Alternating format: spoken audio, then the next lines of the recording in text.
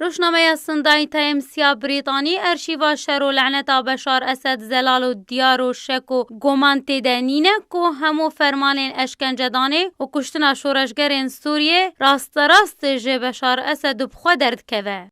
سندای دبیجه لسر رفین حسن لناوا جیر زمینه کی دبن کنترولا کامیرین چافدریه ده لجهه کی نهینی لباجاره کی اوروپی ده 265 صندوقین کرتونی کو پرچا سری مروف را دکه و دکه سیخ و ده هندر وان صندوقان ده ملیون کلاپرین بلگه و دوکومنتین رونشتن نهینی ین اشکنجدانه یا هوانه و کشتنا دجبرین اسد و شورشگرین سوریه ولاتین سویل هنه.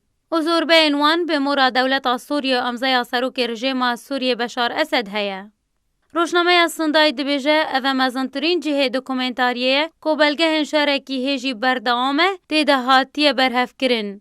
ددما که بشار اسد نیزیک دبک و دزدانه لسر تواهی عرد سوریه اف روشنامه دبیجه اف ارشیفا مترسی دار دیار دکه که به چاو بشار اسد اف سرکفتن به دست و آنینه.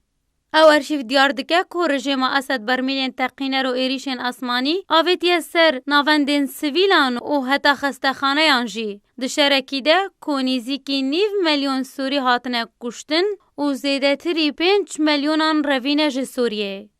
اف پروژه یا ارشیفا نهینی یا برهفکننا دیکومنتان لسر توانین شرین که اسد لهمبر سوریان انجام دایه.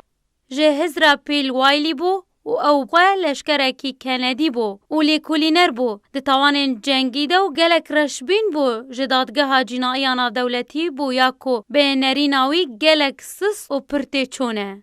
لیکولینر کندی ده بجه اف بلگنه بصدان جار دو پاد دکه کو اسد برپرسه ده بر همو توانین جنگی ده و برپرسه یکمه ده بر کشتنا چه سوریه کی ده توانین ویجی یرخستنا داعشه. اف پروژه سال 2011 و دست به شورش سوریه و به سپانسری بریتانیا و به هماهنگی دیگل ارتش آزادی سوریه دست بگیریه و ولی 6 خوبخ جی راهینان کرد.